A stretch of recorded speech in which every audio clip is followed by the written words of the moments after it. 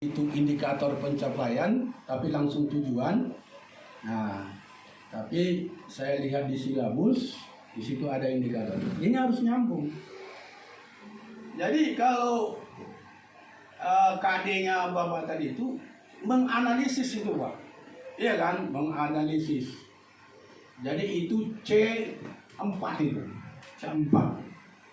Nah, harusnya Pak, kalau dia C4, IPK-nya atau tujuan pembelajarannya harus ada juga C1, C2, C3, C4.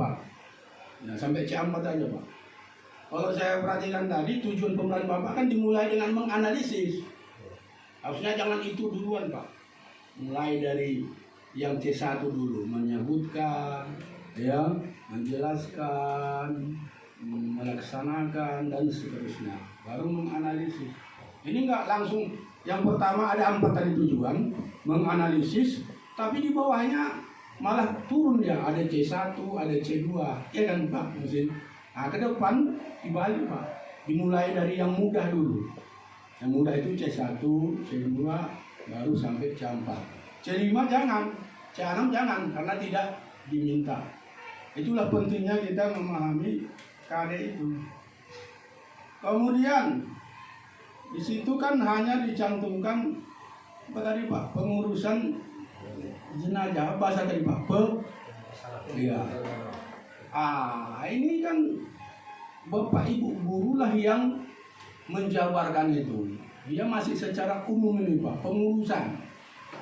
Tentu ya kalau kita lihat buku dan materinya, pengurusan itu berarti harus tahu dulu hukumnya, harusnya itu dulu rukun, baru tata caranya itu yang ada 4. Tadi Bapak tadi fokusnya apa Pak? Mengkapani atau menyolatkan tadi Pak? Iya kan ada 4 kan, memandikan. Iya, memandikan sudah dilaksanakan itu Pak, sudah diajarkan sebelumnya. Belum kan? Loh.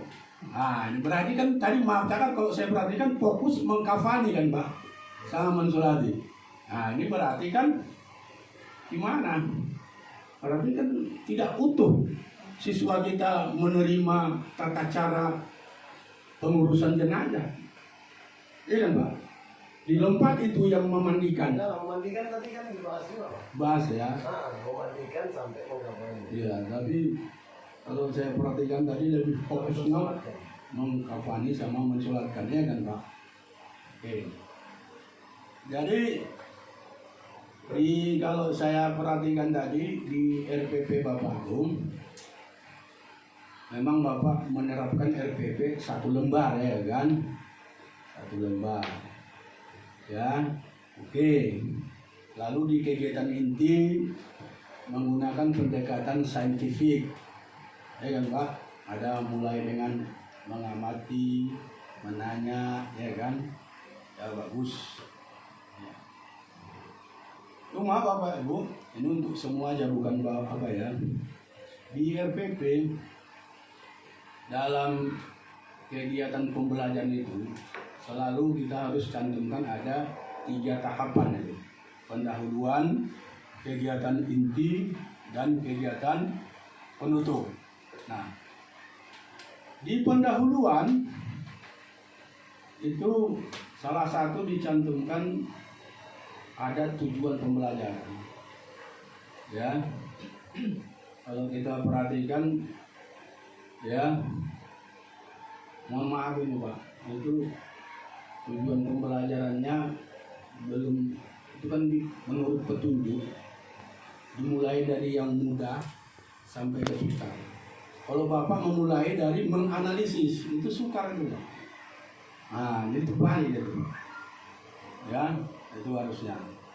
Kemudian di kegiatan inti, Bapak Ibu harus tercover orang bacanya. Student center itu berpusat, kegiatan itu berpusat pada siswa, termasuk Ibu Mardianun tadi. Ya, kalau saya ngajar PP-nya itu teacher center. pembelajaran yang berpusat kepada guru. Ya Bu ya, RPP-nya itu kata guru di sini. Jadi menurut ketentuan pemerintah Bapak Ibu, di kegiatan inti itu kita harus proses pembelajaran itu pembelajaran abad 21. Pembelajaran abad 21 itu ya harus di situ ada literasi, kemudian harus ada 4C. 4C itu tahu itu Bapak Ibu? Apa 4C itu? Hah? Kolaboratif, komunikatif, kreatif, critical thinking, berpikir kritis. Kemudian harus high order thinking skill, keterampilan tingkat tinggi. Kemudian harus PPK, pendidikan penguatan karakter. Harus tergambar di kegiatan inti. Ya. Alhamdulillah di RPP-nya Pak Musin karena sudah menggunakan pendekatan saintifik, ya, di RPP-nya jelas cantum itu. Tapi Ibu apa tadi mudah-mudahan tak tergambar di situ, ya. Demikian juga kegiatan penutup di situ yang dilakukan oleh guru harus ada mengambil kesimpulan, kemudian harus ada refleksi, kemudian ada penilaian, dan ada tindak lanjut dari kegiatan pembelajaran. Nah, jadi ini sangat berkaitan dengan implementasi LPP tadi dalam pelaksanaan pembelajaran. Sama juga, ya, harus ada kegiatan pendahuluan. Ya, apa yang dilakukan guru pada saat pendahuluan? Melakukan apersepsi. Apersepsi ini tujuannya agar mengkondisikan ya peserta didik untuk siap menerima materi ajar yang dia sampaikan. Antara lain, ya tadi mengucapkan salam, kemudian mengabsen kehadiran siswa. Cuma Pak Musin ke depan tidak perlu satu persatu di absen karena ini membuang waktu. Cukup tanya aja ketua kelas, siapa yang hari ini tidak hadir. Nah, itu aja, jadi efisien dia. Kemudian sampaikan tujuan pembelajaran. Inilah yang tidak baik Bapak dan Ibu yang saya apa tadi. Mudah-mudahan ini nggak ada disampaikan. Tujuan pelajaran. Padahal ini paling urgen ini untuk memotivasi siswa kita untuk belajar. Karena berbeda sekali. Kalau disuruhlah, ayo kita ke Delok Masio jalan kaki, pasti nggak mau. Tapi kalau kita sampaikan tujuan, sampai di sana nanti kita diberi uang 5 juta. Nah itu pasti termotivasi. Nah, inilah perlu menyampaikan tujuan. Yang berikutnya kaitkan materi ajar itu dengan pengalaman sehari-hari siswa. Inilah yang disebut dengan kontekstual. Ini mohon Bapak Ibu. Tadi materi Ibu apa tadi? Ya. Tentang sektor ya. Ya Bu ya. Mardiatun. Mohon maaf tadi saya intervensi. Kebetulan saya tanya anak murid. Apalah manfaat kalian mempelajari tentang vektor? Apakah materi vektor ini dipergunakan sehari-hari? Iya. Ternyata satu pun nggak ada siswa kita yang menjawab. Ya. Kenapa? Mohon maaf Ibu Mardian, ini sebagai apa ya? Ibu langsung aja ibarat apa ini? Ibarat pengantin baru malam pertama itu langsung terus, tidak ada pemanasan, gas terus. Dan jujur tadi sepanjang yang saya amati, Ibu tidak ada itu mengkaitkan dengan hal-hal nyata yang dialami siswa di luaran sana. Ini pentingnya Bu, penting sekali itu. Jadi semakin menambah motivasi, bergairah siswa kita itu antusias, siswa kita pelajari. Kalau Pak Musin tadi ada memang, tapi kurang apa Pak? Kurang menggali. Harusnya Bapak tahu sebanyak apa Pak? Minta apa saja Pak di pendahuluan itu. Minta pengalaman mereka. Tadi dah Bapak ada siapa yang sudah pernah melihat proses pengurusan jenazah? Ada. Minta selanjutnya coba menceritakan bagaimana. Ini tadi Bapak enggak. Gali terus Pak. Memang kita sebagai guru hanya sebagai fasilitator. Dan jangan menganggap siswa kita itu gelas kosong. Tapi mereka sudah memiliki, tinggal kita memfasilitasi. Menarik sebenarnya Pak materi Bapak itu. Dan agak agak zigzag ini ya. Khusus Pak Musin, sebenarnya materi itu cocoknya Pak, ya praktek.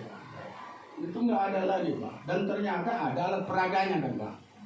Biasanya materi dulu Pak kita kasih baru prakteknya. Robah Pak. Jangan biasakan yang Pak. Robah aja Pak. Langsung aja. Langsung Pak. Itulah sesuai dengan pembelajaran abad 21 tadi. Kalau saya tadi Pak, materi itu ya langsung pertama pendahuluan, baru kegiatan inti, demonstrasi atau taktik ya kan, ada tadi alat peraganya, tadi Bapak malah tidak ada. Ya makanya sangat disayangkan. Jadi kalau tadi pelaksanaan itu praktek, yang aktif siapa? Siswa. Karena sudah sesuai, yang belajar itu kan siswa. Guru hanya memfasilitasi. Maka sekarang paradigmanya kan bukan mengajar namanya Pak, tapi pembelajaran. Pembelajaran artinya guru membelajarkan siswa. Dia memberikan fasilitas siswa belajar. Jadi mohon maaf Pak, menurut penelitian kalau ceramah itu hanya 20%-nya ya. Iya, nyangkut di memori otak anak kita. Hari ini tanya kembali Pak, sayang Bapak tadi juga lupa atau apa, tidak ada feedback, umpan balik, penilaian. Ya, apakah tujuan pembelajaran kita itu tercapai atau tidak? Itu kita lakukan di kegiatan penutup, ada penilaian, evaluasi. Kalau anak sudah bisa menjawab benar, itu berarti tercapai tujuan. Ini tadi nggak ada kan Pak? Padahal waktu ada kalau mau disetting. Begitu juga Ibu. Jadi kuncinya ke depan Bapak Ibu, menetapkan tujuan pembelajaran di RPP itu betul-betul. Dan itu harus sesuai dengan KIKD dan indikator penjualan. Karena itulah yang mau kita golkan. Itulah yang mau kita capai. Di mana membuktikan bahwa tujuan pembelajaran itu tercapai? Itu nanti di penilaian. Ya, makanya di penutup harus ada penilaian. Bentuknya macam-macam, bisa lisan kan? Bisa lisan. Kalau sudah dia bisa menjawab, berarti sudah tercapai deh. Berarti berhasil kita. Saya nggak tahu tadi Pak, apakah anakmu kita itu Pak, materi jenazah tadi sudah tercapai nggak tujuannya? Kalau hari ini mungkin 80% bisa, tapi seminggu, 2 minggu, sebulan, setahun, saya yakin Pak, tentu. Coba dirubah Pak, mereka yang melakukan. Ada apa Pak, penelitian kebermanaan pembelajaran itu, kayak ada segitiga kerucut gitu Pak. Kalau melihat, membaca 10%, melihat 20%, kemudian melihat dan membaca 50%, melakukan 70%, melakukan dan mempresentasikan 90% Pak. Tertanam di apa gitu. Ya, melakukan dan mempresentasikan. Jadi 90% kebermaknaan belajar. Dan itu kita rasakan sendiri. Coba ibu-ibu belajar tentang membuat kue bolu misalnya, ya kan? Ceramah aja. Apakah selesai ceramah langsung bisa? Nggak bisa. Tapi kalau langsung melakukan, ya kan? Mempraktekkan, setelah itu presentasikan. Setahun ditanya lagi, jelaskan bisa nggak? Bisa. Karena memang kita melakukan. Makanya sebenarnya apapun materinya, harusnya yang dipikirkan guru harus langsung ke yang terapa tadi, apa yang besok akan dilakukan dan dipresentasikan siswa saya. Kalau ini materinya, seperti vektor tadi, harusnya begitu Bu. Oh, ini materinya vektor. Apa yang harus dilakukan dan presentasikan anak saya, biar tertancap dia sampai berlama-lama. Ya kan Bapak Ibu? Nah, jadi tolong kembali lagi kontekstual. Makanya Bapak Ibu, jangan seperti yang saya alami. Makanya saya nggak semangat belajar matematika dulu gitu Pak. Karena untuk apa kita pelajari vektor ini? Oh, kehidupan sehari-hari nggak ada kita terapkan. Beda materinya, contoh kayak fisika, ada pesawat sederhana. Contoh bendanya itu linggis, martil, kemudian angkong, ya kan, kemudian apa kalau nimba air pakai kereka, itu pesawat sederhana, memudahkan. Langsung kita terapkan. Ya kan, kalau ada benda-benda besar yang mau kita geser, mau kita angkat, kita gunakan prinsip pesawat sederhana. Jadi termotivasi. Nah, ini tadi Ibu, ini vektor. Maka saya tanya anak murid, apa kira-kira ini setelah ini? Ada nggak manfaatnya? Ada nggak kau terapkan di sehari-hari nanti ke depan? Anak itu bingung, iya ya, apa gunanya? Tapi saya yakin semuanya ada itu, semuanya ada. Apalagi tentang jenazah tadi Pak, harusnya Bapak punya tujuan setelah selesai ini bisa melakukan tata cara apa tadi jenazah. Besok kalau ada meninggal di kampungnya, kebetulan banyak kejadian loh, bilalnya sakit ya kan, udah bisa tampil ya kan, tampil ya. Jadi itu Bapak Ibu, pembelajaran kita di kelas itu, di kegiatan kita, di kegiatan inti harus ya menerapkan pembelajaran abad 21. Apa itu? Harus ada literasi. Jadi tadi literasi itu Pak, kalau saya tadi materi Bapak itu, kelompok orang itu kasih apa permasalahan bagaimana tata cara penyelenggaraan jenazah. Literasinya apa? Mereka kan tadi masing-masing punya buku, iya kan, buku teks, gitu kan. Nah setelah itu mereka melakukan praktek atau demonstrasi, ya kan, menggunakan alat peraga. Jadi dua-dua tadi, mohon maaf, tidak pakai media juga dalam pembelajaran. Ke depan harusnya ngajar harus pakai media. Karena media itu semakin memudahkan sampainya pesan tadi kepada siswa kita. Di samping meringankan pekerjaan kita. Saya kan begini-begini begu Pak. Tahu begu? Bekas guru. Ya. Saya pernah mengajar, saya biologi. Mengajarkan tentang kerangka manusia. Saya gambarkan di papan tulis. Gambarnya tadi termakan waktu 40 menit. Terus gambarnya jelek pula. Namanya kerangka manusia memang jelek, kan? Nah, setelah itu saya refleksi. Tahun depan kan balik lagi itu. Kayak sen ulangan ini. Ada refleksi saya, catatan saya. Ini tidak efektif. Solusinya biar efektif apa? Harus ada alat peraga. Ya. Nah, maka tahun depan saya sudah ada, ya kan, semacam kayak seperti Pulau B ini Pak, seperti peta dunia ini kan, gambar tengkorak, tinggal tempelkan, tinggal jelaskan. Anak-anak mana tulang belikat? Kalau ceramahlah tentang rangka manusia, bagaimana? Bisa Ibu bayangkan? Saya tanya Ibu sekarang, tulang belikat di mana Bu? Nah, betul tahu, kalau Ibu ini belum tentu, ya kan? Nah, itulah gunanya kita harus pembelajaran itu kontekstual. Kemudian harus pendekatan saintifik tadi, sudah betul.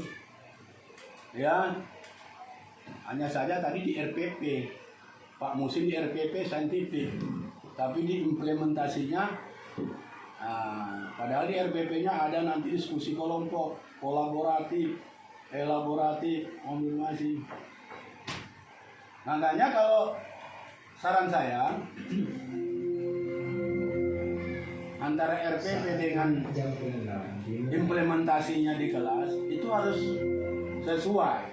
Ya, seperti punya Pak Musin tadi, kalau mau sesuai dengan Bapak cara tadi, tuliskanlah di RPP seperti tadi Pak.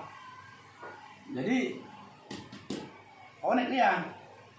Nah, jangan RPP-nya abad 21 tapi pelaksanaannya abad apa? 20 masih lumayan. Abad apa? 19 kan begitu kan. Kemudian ya, pembelajaran abad 21 ditandai dengan menerapkan pembelajaran digital sebenarnya, ya, memanfaatkan teknologi informasi. Jadi kalau saya lihat di sini adanya Infocus, ada kan? Ya 3. Nah, ada WiFi sini Pak. Ada. Wallahu Akbar. Jadi sebenarnya inilah kita manfaatkan materi tadi Pak. Dibandingkan dengan ceramah, vektor juga. Itu klik aja di Mbah Google tentang penyelenggaraan tadi Kak, ada itu Pak. Nah, ya ke depan begitu juga ibu tadi vektor itu, ya itu akan lebih bermakna lagi, lebih menarik lagi pembelajarannya itu. Inilah namanya guru harus memanfaatkan ya teknologi dan informasi. Inilah membedakan masa Pak Suwarno dengan guru sekarang Pak. Kalau Pak Suwarno dulu luar biasa, murid ketakutan ini. Berpapasan ini nggak berani. Pak Tono. Karena segala sumber ilmu dari Pak Tono. Tapi hari ini kalau kognitif itu sudah lebih hebat Mbah Google. Iya, lebih hebat Mbah Google. Kalau kognitifnya pengetahuan ya. Nah, makanya guru para fasilitator. Tapi kalau kita mengandalkan teknologi juga saja, sementara tugas kita kan selain daripada mengajar, mendidik. Nah, jadi kita di samping fasilitator, kita juga mendidik, terutama menanamkan nilai-nilai, karakter itu. Itu yang nggak ada dari Mbak Google. Jadi nggak bisa sepenuhnya. Tapi kalau pengetahuan, bisa-bisa kita kalah. Itu yang terjadi di SMP Percut Pak. Murid berantem dengan guru geografi. Gara-gara guru menanyakan berapa jumlah planet. Yang murid bilang 8, guru bilang 9. Pak, 8 Pak, ada yang sudah hilang, Pluto. Kau melawan kau ya, sama guru. 9. Yang mana yang benar Pak? Iya, karena anak murid sekarang update, materi tadi dilihat di Mbak Google, ternyata Pluto udah hilang. Tidak nyambut. Gurunya iya gaptek ya kan, akhirnya tersinggung guru. Sama Pak, pengawas sama guru pun pernah berantem gara-gara guru menanyakan mana SP. Zaman kita dulu SP namanya Satuan Pendidikan. SP saya nggak ada Pak, apa itu SP? Buruk kali kok, SP pun tak ada. Guru wajib bawa SP ngajar. SP nggak ada Pak, tapi kok RPP ada Pak. Apa pula kau bilang RPP? SP, ya kan? Mana tiknya, ya kan? Wah, itu tujuan yang kita khusus. Kalau ibu yang muda-muda baru mengenal ya, nggak ada Pak tik. Yang ada IPK, indikator kompetensi pencapaian. Melawan kau ya? Lawan. Akhirnya berantem, tersinggung pengawas. Saya belum tahu Pak ya. Iya, pengawasnya gaptek. Wah, tapi kalau Pak Wage luar biasa, malah kemajuan. Oke, jadi itu Bapak Ibu ya. Iya. Jadi tolong ya, pembelajaran abad 21 itu siswa yang aktif ya. Mohon maaf tadi dua-dua yang saya mati, belum lagi Pak ya. Ke depan lebih ringan pun apa kita Pak, nggak capek kita Bu. Siswa aja yang aktif. Baru materi yang Bapak sampaikan tadi itu di penguatan nanti Pak, di kegiatan penutup. Bapak, saya salut penguasaan materi, tapi sayang Bapak makin lebih pintar, tapi murid belum tentu Pak, ya kan? Nah begitu juga Ibu, menguasai materi, tapi sayang Ya, ibu cus saja, murid apakah sudah memahami atau tidak. Jadi ke depan Pak dirubah. Kalau ingin mengetahui menanya siswa itu, jangan model jawaban siswa rame-rame. Setuju, besaran, jangan. Tunjuk aja satu orang. Tapi beri dulu jeda waktu. Jangan langsung tuduh poin nunjuk. Apa yang dimaksud dengan ciri-ciri makhluk hidup? Ada jeda, agak 3 detik. Baru silakan tunjuk. Jangan ciri-ciri makhluk rame-rame menjawab. Sebutkan isi Pancasila. Apa? Ketuhanan yang Maha Esa. Jadi nggak tahu kita kan apakah semua siswa itu mengatakan atau tidak. Itu aja. Nah, itulah Bapak Ibu. Kemudian di penutup, jujur dua-dua tadi tidak ada mengambil kesimpulan, tidak ada melakukan refleksi, ya, tidak ada melakukan penelitian, dan tidak ada melakukan tindak lanjut. Usus Pak Muni ada tadi. Minggu depan kita akan nanti praktek. Nah itu dia tindak lanjut itu Pak. Kalau Ibu tadi belum ya. Jadi itulah yang dari saya. Apa yang saya sampaikan ini jangan membuat Bapak Ibu merasa terzalimi ya. Iya, tapi ini anggaplah semacam kalau memang ini diterima, diperbaiki dan untuk diterapkan di masa-masa yang akan datang. Demikian juga guru-guru yang lain yang kebetulan tidak dapat giliran ya. Jadi terima kasih. Khusus untuk Bapak, karena fikih itu menurut K13-nya, Bapak kan hanya KD-nya mencantum hanya 3.2 dan 4.2. Harusnya ada juga 1.2, 2.2 aspek sikapnya, khusus agama dan PKN. Kalau mata pelajaran umum betul hanya pengetahuan dan keterampilan saja. Iya, makanya tadi saya tanya Pak Wakil, udah saya ajarkan itu katanya. Belum. PKN sama agama aja Pak ya? Iya, PKN sama agama dan bahasa Arab. Itu harus dicantumkan juga 1.1 dan sikap. Kemudian buku ajarannya tadi Pak, anak itu yang sudah KMA 183 itu Pak. Kalau belum sesat itu. Ya, harus bukunya KMA 183. Udah ya. Nah, tahun terbaru Pak. Tahun 2018 yang terbaru. Ada revisi dia. Oke, terima kasih. Biar jangan jadi dosa, ya saya mohon maaf bila dalam penyampaian ada yang kurang berkenan. Jadi Bapak Ibu, kalau ada yang baik datangnya dari Allah, dan saya tutup. Wabillahi taufiq wal hidayah. Assalamualaikum warahmatullahi wabarakatuh.